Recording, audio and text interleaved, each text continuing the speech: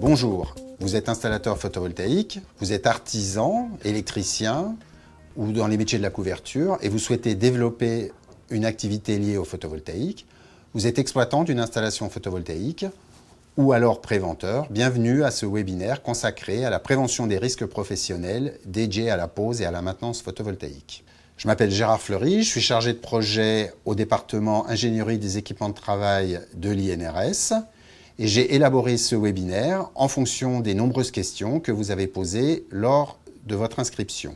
Et je tiens tout d'abord à vous remercier pour ces questions et pour votre inscription. Vous avez la possibilité de télécharger la présentation via l'interface GoToWebinar. Le webinaire est organisé de la façon suivante. Tout d'abord, dans une introduction, je rappellerai des éléments de contexte sur le photovoltaïque, les types d'installations qui sont installées, les évolutions, les métiers, et je ferai également un rappel sur la démarche de prévention. Ensuite, dans une deuxième partie, j'énumérerai les principaux risques professionnels auxquels sont exposées les personnes qui posent et font de la maintenance photovoltaïque, risque chute de hauteur, risque électrique, risque lié à la manutention manuelle des modules, risque lié à une activité extérieure et autres. Je finirai par conclure et faire une synthèse du webinaire. Alors, tout d'abord, en introduction, le photovoltaïque. Il existe différentes familles de photovoltaïque. On distingue les installations raccordées au réseau de celles qui n'y sont pas. À gauche, vous avez une photo d'un chalet qui est en site isolé, qui est en montagne avec des panneaux photovoltaïques. Et cette installation-là n'est pas raccordée au réseau. À droite, vous avez les systèmes photovoltaïques raccordés au réseau. En tous les cas, ces installations raccordées au réseau, on peut aussi les catégoriser en fonction de l'utilisation qui est faite de l'électricité. Vous avez des installations dites en injection totale, où la totalité de l'électricité produite va être injectée sur le réseau et revendue à un fournisseur. Et puis vous avez aussi des installations photovoltaïques en injection partielle, où une partie de la production d'électricité va être autoconsommée sur place par l'exploitant et le surplus d'électricité éventuellement réinjecté sur le réseau. Pour chacune de ces sous-familles, on distingue aussi des installations avec ou sans stockage, donc avec stockage, c'est-à-dire avec des batteries, pour simplifier. Alors, quand on regarde les chiffres publiés par Enedis en termes de nombre d'installations raccordées au réseau, ce diagramme montre l'évolution de ce nombre en fonction des dernières années. On voit qu'au troisième trimestre 2024, on a dépassé le million d'installations raccordées au réseau. Donc c'est un nombre très conséquent, très important. Et puis quand on regarde avec... Déjà, excusez-moi, ce qu'on voit, c'est que par rapport à 2021, ça a multiplié par 2. En 4 ans, on a multiplié par 2 ce nombre d'installations. Ensuite, sur ce million d'installations, il y en a environ 95%, donc la très très grande majorité, qui sont dites de petite puissance, de petite production. Ce sont des installations, en fait, dont la puissance est inférieure à 36 kW crête. Donc, majoritairement, des installations de petite puissance. Et puis, autre constat, quand on regarde, on a moins de 1% de ces installations qui sont équipées avec des batteries, avec des dispositifs de stockage. Voilà. Tout ça pour dire que ce webinaire, on va se concentrer plus particulièrement sur les petites installations jusqu'à 36 kW crête, raccordées au réseau et sans batterie. Alors, quand on regarde un peu la répartition sur le territoire français, des installations photovoltaïques. Alors, en 2024, on a environ 22 gigawatts qui sont installés. Et vous avez ici une carte qui représente en fait cette répartition sur l'ensemble du territoire. Alors, on voit là où le gisement solaire est un peu plus favorable, dans le sud de la France, on a un peu plus d'installations. C'est essentiellement en fait des grandes installations au sol. Vous avez une photo à droite qui montre ce type de centrale. Mais grosso modo, ce que nous dit cette carte, c'est qu'aujourd'hui, on a des petites installations photovoltaïques partout en France. C'est vraiment bien réparti sur le territoire. Et donc, ça concerne l'ensemble des territoires. Alors, quand on s'intéresse aux évolutions dans les prochaines années, je vous ai dit qu'en 2024, on est à 22 gigawatts. La PPE 3, la programmation pluriannuelle de l'énergie, envisage en fait de multiplier par 3 environ cette production d'ici 2030, donc d'ici 6 ans, et environ par 4 d'ici 2035. Donc on voit qu'on a déjà une évolution très importante qui est envisagée. Ensuite, quels sont les moteurs de cette augmentation? Alors pour le bâtiment, pour les installations donc, qui sont faites sur des bâtiments, c'est essentiellement des lois, je vais en citer 2, la loi énergie-climat 2019, mais aussi la loi d'accélération des énergies renouvelables de 2023, qui encouragent en fait les investisseurs, les entreprises, les particuliers à réaliser ce type d'installation.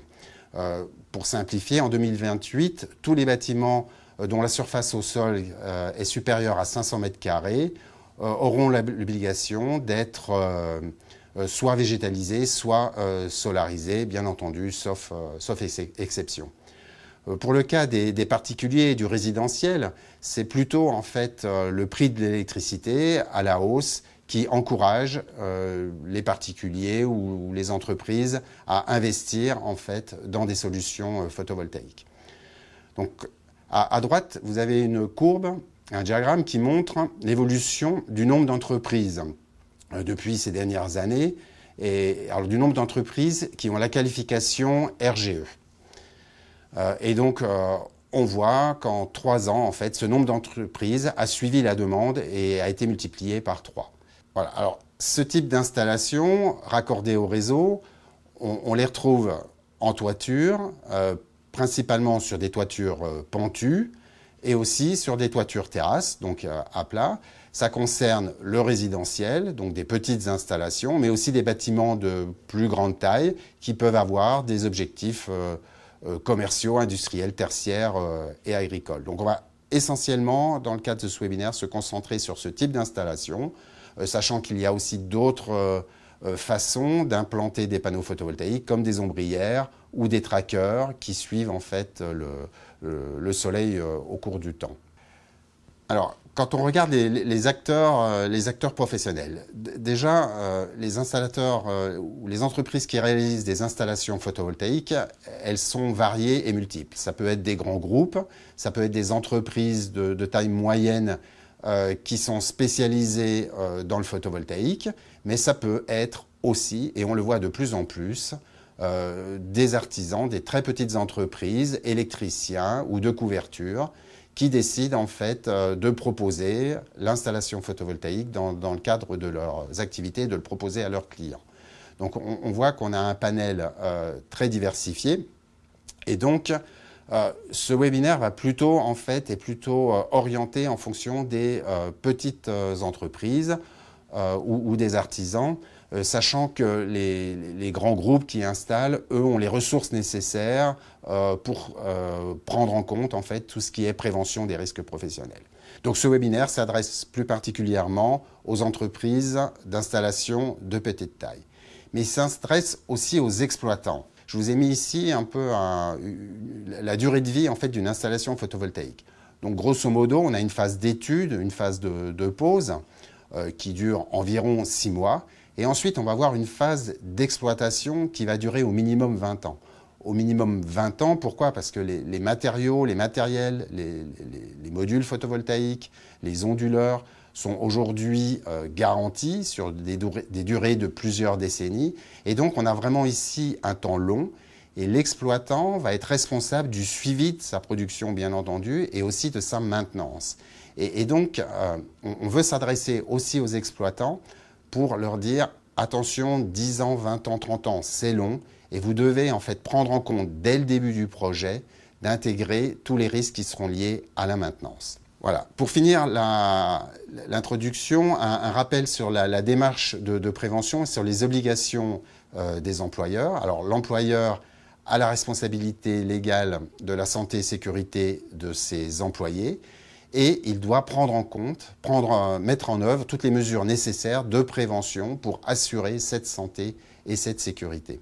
Donc ça, c'est pour l'aider, il peut s'appuyer sur une démarche de prévention qui elle-même repose sur des principes généraux de prévention. Je vous ai mis ici le lien qui renvoie vers l'article du Code du travail. Et je ne vais pas énumérer l'ensemble des principes généraux de prévention. Le premier, c'est éviter le risque, et le deuxième, c'est évaluer les risques. L'évaluation des risques est très importante, et ça va ainsi de suite. Alors déjà, ce que je voulais dire, c'est pour contextualiser et se raccrocher par rapport à la problématique photovoltaïque, l'évaluation des risques et la prévention des risques, c'est avant, pendant et après la pose. Ce n'est pas uniquement la phase d'installation, la phase du chantier, mais ça doit être pris en compte dès la visite client. Dès que vous allez voir votre client, vous devez déjà évaluer les risques et avoir un premier avis sur les risques que vous allez rencontrer en fait, lors de l'installation. Et bien entendu, ça doit être fait pendant la phase de devis, puisque ce chiffrage, ce coût lié à l'utilisation d'équipements de protection, par exemple des échafaudages, devra paraître dans le devis. C'est important aussi de dire aux clients et donc aux entreprises ou aux personnes qui exploitent les installations photovoltaïques, le fait qu'un installateur fasse apparaître explicitement cette ligne, ce coût dans un devis, c'est une garantie de qualité, c'est une garantie que cet installateur est quelqu'un de professionnel. La prévention, l'évaluation, c'est aussi pendant le chantier, et tout ce qui est préparation, organisation et planification du chantier, c'est très important. On vous a mis ici un lien qui renvoie vers une brochure de l'INRS, une page web de l'INRS, puisque cette nécessité de bien préparer, d'organiser et de planifier le chantier est bien connue pour tous les chantiers du BTP. Et donc, ça vous permettra en fait de vous documenter plus en détail en fait sur cette partie-là. Et puis, c'est après la pose, et ça concerne la maintenance, puisque, comme je l'avais dit auparavant, une installation photovoltaïque, c'est plusieurs décennies, 20 ans, 30 ans, et donc il est important de prendre en compte la maintenance dès le départ. Alors, on en vient à la deuxième partie de ce webinaire avec les principaux risques professionnels. Tout d'abord, en bas, dans la slide, vous avez deux références, une vers la recommandation de la CNAM R467 et l'autre vers une brochure de l'INRS, le D137. Et donc, ce sont des documents de référence qui traitent de l'ensemble de la prévention des risques pour la pose et la maintenance photovoltaïque. Alors ensuite, parmi les différents risques que l'on va aborder aujourd'hui, je vais commencer par le risque chute de hauteur. Alors en introduction par rapport au risque chute de hauteur dans le BTP, il y a 4 choses à retenir. La première, c'est que c'est la première cause d'accident mortel dans le BTP.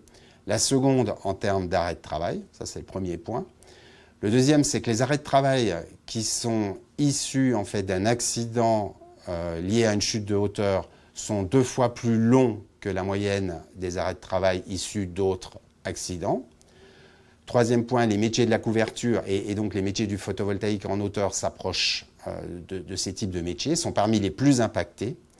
Et puis quatrième point, ce n'est pas parce que vous êtes un travailleur expérimenté que vous êtes exempté de ce risque. Les statistiques montrent le contraire, que les travailleurs expérimentés, travaillant sans équipement de protection collective ou avec des équipements de protection collective, sont eux aussi particulièrement touchés.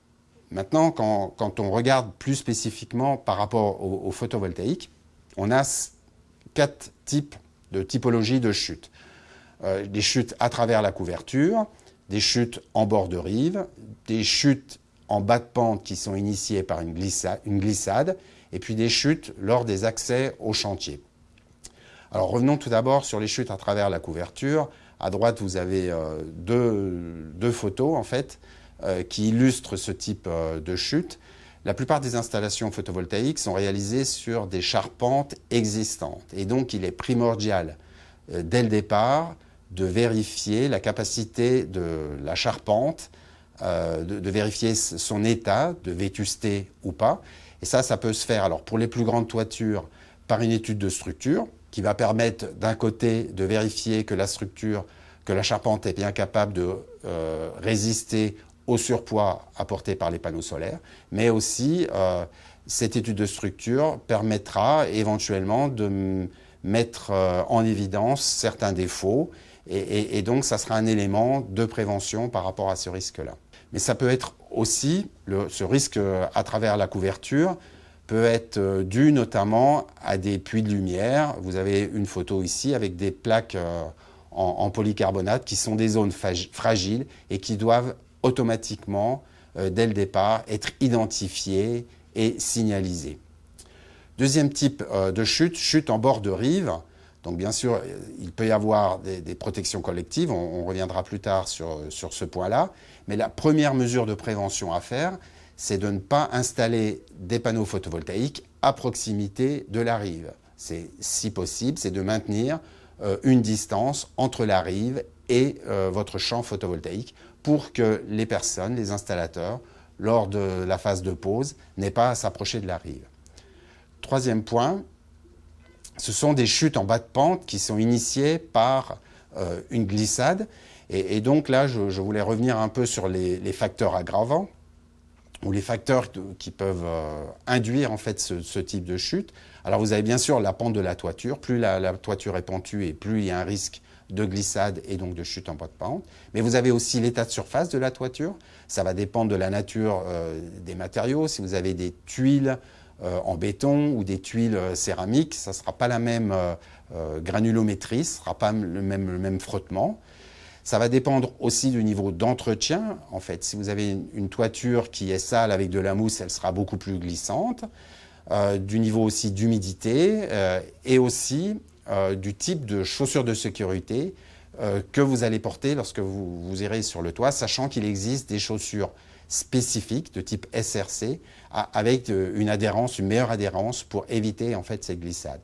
Et puis ça peut dépendre aussi de l'activité, notamment si vous portez des modules sur une toiture pentue, le risque de glissade est plus important. Et puis aussi de l'état de fatigue qui lui-même peut être induit par la chaleur et ainsi de suite. Donc ce n'est pas une liste exhaustive, mais je tenais à revenir à lister en fait ces principaux paramètres. Il y a aussi le dernier type de chute, c'est les chutes lors des accès au chantier. On reverra par la suite comment faire pour les prévenir, mais d'ores et déjà, ce qu'on peut dire, c'est qu'en limitant le nombre d'accès au chantier est déjà la première chose à avoir en tête pour réduire ce type de chute. Alors, comment prévenir, comment organiser la prévention, quelles mesures mettre en œuvre, et pour nous aider, il y a ce logigramme qui est issu donc d'une brochure de l'INRS, vous avez le lien en bas. Et donc, ça vous aide en fait à savoir comment commencer pour utiliser en fait des méthodes de prévention, pour utiliser des moyens de prévention. Donc la première chose à faire, c'est en vert en haut à droite, c'est de supprimer le travail en hauteur. Il y a 4 choses à savoir. Première chose, supprimer le travail en hauteur. Deuxième chose, utiliser des équipements de protection permanents si techniquement ça n'a pas été possible de supprimer le travail en hauteur. Troisièmement, si techniquement impossible d'utiliser des équipements de protection collective permanents, alors d'utiliser des équipements de protection collective temporaires. Également, si jamais ce n'est pas techniquement, ce n'est pas possible, alors d'avoir recours à des EPI avec des harnais et des systèmes en fait d'ancrage. Mais comment faire pour minimiser le travail en hauteur ? Par exemple, lors de la pose, c'est tout ce qui va être possible de réaliser au sol ou de réaliser sur un équipement de travail sécurisé, c'est de le faire. Ça peut être par exemple préassembler des composants qui vont être utilisés pour la fixation des panneaux solaires. Ça peut être aussi sertir des connecteurs électriques. Tout ce qui peut être fait au sol, tant qu'à faire, autant le faire au sol. Et donc réduire en fait quelque part le nombre d'activités et le temps passé sur la toiture. Si on prend déjà en termes de maintenance la problématique de nettoyage des modules. Alors, les fabricants de modules photovoltaïques donnent des recommandations en termes de période de fréquence de nettoyage des modules. Ce qu'il faut savoir, c'est que ces préconisations, elles sont uniquement indicatives. Les modules photovoltaïques vont se salir et la façon dont ils vont se salir va beaucoup dépendre en fait de leur lieu d'implantation. mais aussi, par exemple, de la pente de la toiture. Si vous avez des modules installés sur une toiture très pentue, la pluie va avoir un effet lavant plus important que si vous avez des panneaux photovoltaïques montés sur une toiture terrasse. Donc, il n'y a pas vraiment de règle générale. Et peut-être que la meilleure méthode pour optimiser sa fréquence de nettoyage et donc réduire le nombre de fois où on devra monter sur le toit, c'est peut-être de regarder sa production au début, la première année, et puis de regarder l'évolution de cette production au fil des années. Et tant que cette production ne varie pas, eh bien, c'est que les panneaux ne sont pas sales et donc il n'y a pas lieu d'intervenir. Voilà, donc ça c'est un exemple de réflexion pour minimiser le travail en hauteur. Deuxième exemple de réflexion, c'est éviter en fait ou réduire le nombre de fonctionnalités qu'on va apporter, qu'on va mettre sur le toit. Donc il y a certaines fonctionnalités, bien sûr, comme la conversion de l'énergie solaire en courant continu, donc ça c'est les panneaux, ils doivent être sur le toit.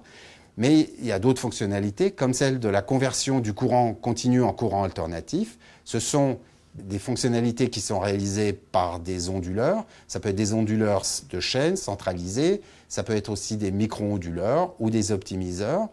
Et le fait de rajouter ces fonctionnalités sur le toit, comme par exemple un onduleur qui serait sur une toiture terrasse, si c'est possible, pourquoi ne pas le mettre en fait au sol? Donc le fait de rajouter ces fonctionnalités en toiture, forcément vous rajoutez des équipements électroniques et donc forcément vous rajoutez un risque de défaillance. Ça va augmenter en fait la maintenance en hauteur. Voilà, donc ça c'est des pistes de réflexion que vous devez avoir dès le départ avec une réflexion commune entre l'installateur et l'exploitant. Alors, deuxième partie, on a vu minimiser le travail au sol. Maintenant, utiliser des équipements de protection collective permanents, avec l'exemple ici pour la maintenance en fait en toiture terrasse. Alors, vous avez à gauche une photo qui montre un escalier, donc pour accéder à une toiture terrasse sur laquelle il y a des panneaux solaires. Donc, cet escalier, autant le prévoir avant la phase d'installation. Il pourra être utilisé non seulement pendant la phase de maintenance pour accéder en toute sécurité aux panneaux, mais il pourra aussi être utilisé pour accéder au chantier avant la phase de pose. Deuxième point qui est à droite, c'est un document qui est appelé référentiel APSAD, qui donne des préconisations sur une toiture terrasse par rapport à des corridors de cheminement entre les différents champs photovoltaïques sur cette terrasse-là. Et c'est fait en fait pour favoriser l'accessibilité des pompiers, des secours en cas d'incendie. Eh bien, autant suivre ces recommandations-là, puisque c'est important d'avoir des cheminements, des corridors pour pouvoir accéder aux installations photovoltaïques, aux différents panneaux. Et donc, c'est un point qui va dans le bon sens aussi par rapport à la prévention. Autre exemple d'équipement de protection collective permanent, donc des garde-corps sur des toitures terrasses. Vous avez à gauche ici une photo qui montre des panneaux photovoltaïques qui ont été installés sur une toiture terrasse et aucune protection. Donc typiquement, ce type d'installation est à proscrire puisque, encore une fois, 20 ans, 30 ans, c'est long, il y aura des actions de maintenance à réaliser. Et le fait de n'avoir aucune protection collective autour des panneaux, ça va forcément mettre les personnes qui vont intervenir dans des situations dangereuses. La photo de droite montre un bâtiment avec des panneaux en toiture terrasse et avec des garde-corps permanents, et ce qui est tout à fait correct. Après les équipements de protection collective, on va parler des équipements de protection collective temporaires. Donc, par exemple, les échafaudages. Donc, le type d'échafaudage à utiliser, ça va dépendre bien entendu du type de bâtiment sur lequel les panneaux vont être installés. Si vous il n'est pas toujours possible d'installer des échafaudages, notamment dans le résidentiel, pour avoir des jardins autour ou des terrasses, qui fait que ce n'est pas toujours possible. En tous les cas, on doit essayer de le faire. On doit le faire quand c'est possible de le faire. Et on peut utiliser des échafaudages de pied ou des échafaudages roulants en fonction du type de sol et du type d'environnement dans lequel les travaux vont être exercés. Ce qui est important, c'est que la largeur de l'échafaudage puisse couvrir en fait la largeur de la zone de travail. Voilà, ça c'est un point important, de façon à sécuriser l'ensemble des travails de pose. Et puis dernier point, comme ce sont des équipements de protection temporaire, nécessité d'avoir une formation échafaudage et aussi de vérifier journalièrement l'échafaudage pour s'assurer que d'un jour à l'autre, il n'a pas été modifié et qu'il est toujours opérant. Donc vous avez en bas à droite aussi une référence, un renvoi, un lien vers le site de l'INRS pour plus de détails par rapport à ce type d'équipement. Deuxième type d'équipement de protection collectif temporaire, les garde-corps. Donc là aussi, on peut les utiliser. Ce qui est important à savoir pour ce type de garde-corps, c'est qu'il existe 3 différents types. Type A, type B, type C. Donc ça, c'est une norme, la 13374. Cette typologie en fait, de garde-corps est définie en fonction notamment de la pente de la toiture. Donc on comprend bien, puisque là, on est en bas de pente. Si vous avez une toiture très pentue, vous prendrez, si vous glissez depuis le haut de la toiture, vous aurez plus d'énergie quand vous arriverez en bas de toiture. Et donc, il faudra que le garde-corps soit conçu spécifiquement pour pouvoir, en fait, vous retenir et vous éviter de chuter vers le bas. Donc, voilà ce sur quoi je voulais insister. Différents types de garde-corps. À noter aussi que pour les classes B et C, la nécessité de poser des filets de sécurité, où là, c'est plus en fait pour réussir à retenir des objets, des outils qui glisseraient du toit et éviter en fait qu'ils ne tombent par terre et viennent blesser des personnes au sol. Alors, dernier point et en dernier recours, c'est l'utilisation d'équipements de protection individuels. Donc clairement, le recours à des EPI contre les chutes de hauteur peut être envisagé uniquement lorsqu'il est techniquement impossible de mettre en œuvre des équipements de protection collective. Et ça, c'est important de le rappeler. Alors, pourquoi ? Pourquoi ? Parce que dès que vous utilisez des EPI, vous devez avoir la garantie qu'au moment où vous utilisez, si jamais vous glissez, que l'EPI, tout le système en fait, qui caractérise l'EPI, c'est-à-dire le harnais, mais aussi la longe qui va vous raccrocher à une ligne de vie, par exemple, ou les points d'ancrage. Donc que tout cet ensemble va être capable de vous retenir en cas de chute. Et il faut vraiment avoir cette garantie. Et donc pour ça, il est nécessaire, elle est très difficile en fait cette garantie à obtenir. Et pour ça, il est nécessaire en fait d'être formé au préalable, à l'utilisation de l'EPI. Et puis l'EPI aussi, il doit y avoir des périodes, il doit y avoir des vérifications qui doivent être exercées, qui doivent être faites pour s'assurer qu'en cas de glissade, que l'EPI soit vraiment opérant. Voilà. Donc encore une fois, pour plus de détails, vous avez l'accès vers les documents de l'INRS qui relatent ce point. Alors maintenant, nous allons aborder le risque chute de hauteur lors des accès temporaires. Ça a été évoqué au départ. C'est un risque important et la meilleure façon peut-être de réduire ce risque, c'est de réduire en fait le nombre d'accès qu'on va faire sur le chantier, le nombre d'allers-retours entre le sol et le chantier en hauteur. Ensuite, en fonction de la typologie du chantier, il y a d'autres systèmes d'accès, comme des escaliers qui sont connectés à des échafaudages, qui sont préférables à utiliser à une simple échelle, mais ce n'est pas toujours possible de les utiliser, de les mettre en œuvre. Et ce qu'on s'aperçoit, ce qu'on constate, c'est que les échelles sont largement utilisées pour accéder notamment aux petits chantiers d'installation photovoltaïque. Alors, une échelle reste dangereuse et vous avez ici une affiche de l'INRS où on voit une cicatrice en forme d'échelle pour témoigner en fait du risque.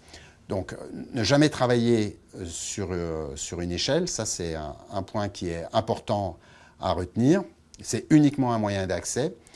Et puis le deuxième point, c'est une infographie de l'OPBTP à droite qui montre en fait comment positionner l'échelle, comment l'installer avec différentes règles à suivre et qu'il est important de respecter. Autre point, les échelles de toit. Donc les échelles de toit sont utilisées pour les toitures très fortement pentues. Elles permettent de créer des chemins de circulation, elles facilitent l'accès et puis elles permettent aussi de répartir le poids. Mais en aucun cas, une échelle de toit n'est un équipement de protection collectif ou individuel. Vous voyez ici, vous avez deux photos. Les personnes ne sont pas sécurisées. Si elles glissent et s'il n'y a pas d'équipement de protection en bas de pente, alors elles ne seront pas sécurisées. Donc la préconisation, c'est d'utiliser en fait ces échelles de toit en combinaison, soit avec des équipements de protection collective ou avec des équipements de protection individuelle. Dernier point, les échelles de toit permettent de répartir le poids, le poids du travailleur, de la personne qui est dessus, sur la toiture, mais ça ne permet pas de garantir, de prévenir à 100% le risque de chute à travers la toiture. En effet, si vous avez une zone de la toiture qui est vétuste sur une zone très large, alors il y a toujours un risque de passer à travers. Deuxième type de risque que je souhaite évoquer maintenant, c'est le risque électrique. Alors, je vous ai mis ici deux installations. Une en fait à gauche avec un onduleur centralisé et un type d'installation à droite avec des micro-onduleurs ou des optimiseurs. Tout ça pour introduire mon propos et dire que dans une installation photovoltaïque, vous avez deux types d'intensité électrique, deux types de courant électrique. Vous avez un circuit de courant continu et un circuit de courant alternatif. Et donc, vous avez les risques DJ qui vont avec ce type d'intensité. Et la taille, en fait, de chacun de ces circuits, en fait, dépend, en fait, du type d'onduleur que vous allez installer. Donc, il y a donc du risque électrique. Les risques, c'est un risque d'électrisation, d'électrocution ou de brûlure. En alternatif, je ne vais pas m'étendre sur le sujet. Les installations sont essentiellement raccordées au réseau en basse tension, donc à du 230 volts ou du 400 volts. Et donc, on est dans le domaine de la basse tension. Il y a des risques qui sont connus et donc je vous invite à consulter les pages du site de l'INRS qui traitent de ce type de sujet. Je voudrais en revanche prendre plus de temps et m'attarder sur le risque électrique en courant continu. Alors, la première chose à dire, c'est que les modules photovoltaïques produisent une tension dès qu'ils sont exposés à la lumière du jour et celle-ci ne peut pas être interrompue. Donc dès que vous avez une cellule photovoltaïque, un module photovoltaïque, il y a de la tension et vous ne pouvez pas l'arrêter. Deuxième chose, c'est la norme C18-510 avec deux amendements, A1 et A2, qui définit en fait tout ce qui est prévention par rapport à ce risque de courant continu qui fait référence, et plus particulièrement c'est le chapitre 12.9. Et dans ce que nous dit cette norme, c'est que le risque évolue en fonction de la tension. Alors la tension, c'est la tension UOC, c'est la tension aux bornes, par exemple, d'un module photovoltaïque, entre les deux polarités, entre le plus et le moins. Et ce que nous dit cette norme, c'est que si cette tension est inférieure à 60 volts, alors vous n'avez pas de risque, et qu'ensuite le risque va augmenter au-delà de 60 volts, et que le risque va être d'autant plus important que la tension est importante. Donc, les mesures qui doivent être mises en œuvre et qui sont mises en œuvre pour prévenir son risque, elles sont de deux types. La première, c'est d'utiliser des connecteurs de type EBC4. Vous avez une photo ici à droite.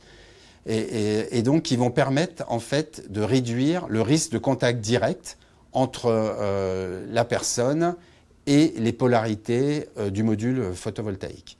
Donc, ces connecteurs doivent être conformes à une norme. Ils doivent être aussi à un niveau de protection IP55 parce qu'ils sont soumis en fait aux intempéries, à la pluie.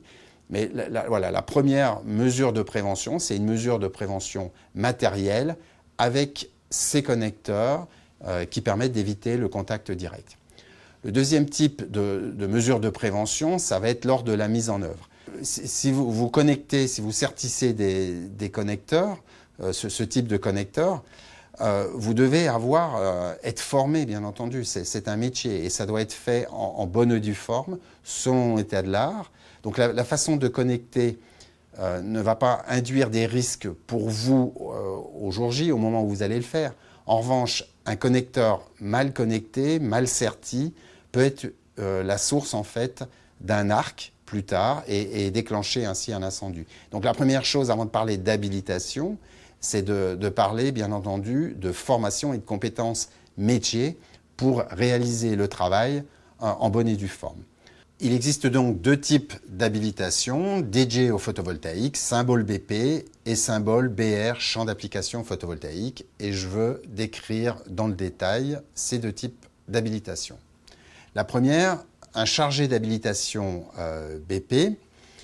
Ce qui est important de savoir, c'est qu'il ne peut intervenir uniquement dans la phase de pose initiale d'une installation photovoltaïque, uniquement dans la phase d'installation propre.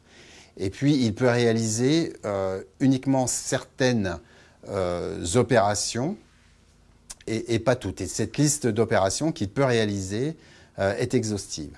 Donc, il peut par exemple réaliser le montage et démontage de connecteurs débrochables quand la tension en fait reste inférieure à 60 volts. Donc par exemple, si vous avez un module photovoltaïque avec deux polarités, sertir deux connecteurs sur ces polarités-là, il peut le faire, bien entendu, si la tension ouverte du module photovoltaïque est inférieure à 60 volts. Il peut manipuler des modules dont les polarités, dont les extrémités ont été protégées par des connecteurs, et puis il peut les connecter. Sachant qu'en les connectant, si vous connectez en série deux modules de 30 volts, vous allez avoir 60 volts et ainsi de suite, donc vous allez augmenter la tension auquel vous êtes susceptible d'être exposé. Il peut connecter des modules entre eux, en revanche, il n'a pas le droit de déconnecter un module, et on le verra plus tard, parce qu'en termes de risque, il n'y a pas les mêmes risques si vous connectez un module ou si vous le déconnectez, mais je reviendrai sur ce point plus tard.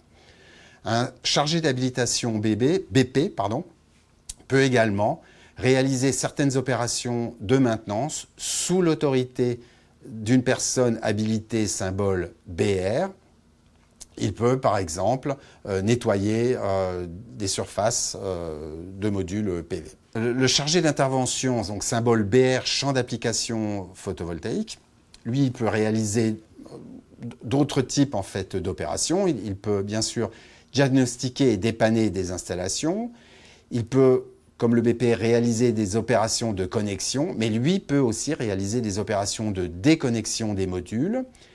Il peut réaliser des opérations de montage, démontage de connecteurs non protégés, mais là, jusqu'à 750 volts. Donc la norme nous donne une deuxième limite en tension et aussi en intensité, donc 750 volts et 32 ampères en intensité. Et puis il peut aussi réaliser la séparation et la condamnation de l'installation. Et puis, comme on l'a vu auparavant, il peut encadrer un exécutant habilité BP lors de la phase d'installation initiale de panneaux solaires. Voilà. Alors maintenant, je voulais revenir sur le fait pourquoi est-ce que le fait de déconnecter deux connecteurs d'un module photovoltaïque, pourquoi est-ce que c'est plus dangereux que le fait de le connecter? Parce qu'au moment où vous allez ouvrir un circuit en courant continu, vous avez un risque de créer un arc électrique. Et en créant cet arc électrique, il y a un risque en fait de déclencher un incendie. Voilà. Donc alors que ce risque n'existe pas quand vous rapprochez deux connecteurs l'un vers l'autre, donc quand vous les connectez. Les mesures de prévention à mettre en œuvre pour éviter ce type en fait, d'incendie et d'arc électrique, la première chose à penser, c'est une règle mémotechnique, c'est la règle ACDC. Il faut déjà couper en fait, la charge en premier, couper la partie alternative. Ensuite, ouvrir la chaîne des organes, ouvrir la chaîne de courant continu par des organes qui sont prévus à cet effet. Ça peut être dans un coffret d'essai, ça peut être un organe qui est prévu au sein d'un onduleur. Mais en tous les cas, c'est de d'ouvrir la chaîne avec des éléments qui ont été prévus pour. Troisième point, c'est vérifier l'absence de défauts électriques sur la chaîne. Quatrième point, réaliser une mesure d'intensité au préalable pour s'assurer qu'il n'y a bien aucun courant qui circule dans la chaîne de courant continu. Alors, ce tableau fait un peu la synthèse de ce qu'on vient de dire par rapport aux risques en courant continu, avec des situations du haut vers le bas qui sont de plus en plus dangereuses. Donc, j'ai juste pris quelques exemples. Donc, un premier exemple en haut, travailler hors tension. Par exemple, sertir un connecteur photovoltaïque DC sur un câble dont l'autre extrémité n'est pas connectée, vous n'avez aucune tension et bien entendu, le risque électrique est nul. Ensuite, le deuxième palier, c'est travailler sous une tension inférieure à 60 volts. Donc, sertir un connecteur sur un module photovoltaïque, sur un câble photovoltaïque, donc à l'extrémité d'une polarité, tant que vous êtes à 60 volts, le danger reste faible. Et bien entendu que l'autre polarité du module photovoltaïque n'est pas connectée à d'autres panneaux. Et puis il y a un troisième domaine où la tension est comprise entre 60 et 750 volts, avec une limitation aussi à 32 ampères en intensité, où là vous pouvez être dans cette situation-là et aussi avoir une graduation dans le risque. Typiquement, quand vous connectez des panneaux pré-câblés les uns aux autres, vous allez être au-dessus de 60 volts si vous les connectez en série. Et le risque est modéré. Le risque est plus faible que si vous débranchez une connexion. Donc on l'a vu, en raison de ce risque de déclenchement d'un arc électrique. Et puis, en dernier exemple, j'ai pris comme exemple en fait, d'intervenir sur une chaîne endommagée où là, bien entendu, le risque est majeur et doit faire l'œuvre d'une évaluation très spécifique et très détaillée. Dernier point par rapport au risque électrique, c'est le risque en fait dû au travail à proximité des lignes aériennes de distribution. Je vous ai mis ici une photo avec une installation photovoltaïque sur une toiture résidentielle avec, on voit une ligne aérienne de distribution. Donc dans ce cas-là, c'est une ligne basse tension. C'est la ligne en fait qui alimente la maison elle-même. Ces lignes basse tension en fait sont protégées avec un isolant. Néanmoins, il est tout à fait déconseillé de toucher, de rentrer en contact avec cet isolant. Pourquoi ? Parce qu'il peut être dégradé au cours du temps sous l'effet des ultraviolets du soleil. Et donc, voilà, c'est le premier conseil en fait, que je souhaitais ici vous donner. Par rapport aux lignes haute tension, donc de tension inférieure à 50 kV, vous avez la référence d'une documentation de l'INRS en bas que vous pouvez consulter. Ce qu'il faut savoir, en gros, voilà, pas d'activité à moins de 3 mètres. Et si c'est le cas, alors il faut le protéger en isolant ou en mettant hors tension la ligne. Et entre 3 et 50 mètres, il faut réaliser une évaluation du risque électrique. Mais pour plus de détails, je vous invite à consulter la documentation de l'INRS. Voilà, troisième type de risque. Maintenant, on va parler des risques liés à la manutention manuelle des modules. Et c'est lié aux contraintes posturales qui peuvent être contraignantes lors de l'installation des modules. Alors pour illustrer mon propos, vous avez ici des photos. À gauche, 2 photos de personnes donc, qui portent des modules photovoltaïques sur le toit. Et à droite, 2 personnes qui posent, en fait, qui fixent, qui raccordent des modules sur le toit ou qui les fixent à l'aide d'une visseuse et des étriers de façon à ce que les modules soient fixés à la toiture. Bon, les effets à ce type d'activité sont identiques. Ça peut être des TMS ou des lombalgies. En revanche, dans les moyens de prévention ou les mesures de prévention à prendre, elles sont différentes. Alors, pour le port des panneaux, les panneaux sont de plus en plus lourds. Ça, c'est ce qu'on observe dans l'évolution du marché. Les fabricants ont tendance à faire des panneaux de plus en plus encombrants pour avoir de plus en plus de puissance. Et donc, le conseil pour éviter de porter seul un panneau, c'est de le porter à deux. Et ça permettra en fait de le faire en toute sécurité, sachant que cette augmentation du poids, cette tendance, est la tendance aussi à se vérifier. On voit apparaître aujourd'hui des modules qui sont bifaciaux, donc avec 2 plaques de verre, et donc qui sont plus lourds. Par rapport aux contraintes posturales contraignantes, donc la préconisation, c'est d'essayer de s'organiser pour varier les positions et pour ne pas faire le même geste répétitif trop souvent et trop longtemps. Vous avez également un renvoi vers une référence de l'INRS qui traite de ce sujet. Une slide pour donc parler de l'approvisionnement manuel des panneaux solaires. Donc pour les monter sur le toit, vous avez ici 2 photos qui parlent d'elles-mêmes. Donc c'est tout à fait humainement possible de prendre un module photovoltaïque sur son dos et de le monter à l'échelle. C'est aussi extrêmement dangereux. Et puis aussi pour des maisons d'habitation où la hauteur sous le chéneau est de quelques mètres, c'est tout à fait possible de se passer les modules manuellement.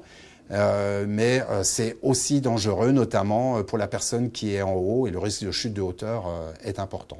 Donc ces façons de faire sont à proscrire, car elles conduisent à des situations dangereuses. Ce qu'il faut faire, donc ça dépend bien entendu du type de chantier sur lequel vous travaillez. Si vous travaillez pour une petite installation dans le résidentiel avec des maisons où il y a peu, où l'environnement autour, il y a des jardins, ça ne va pas être possible d'y accéder avec un chariot télescopique par exemple.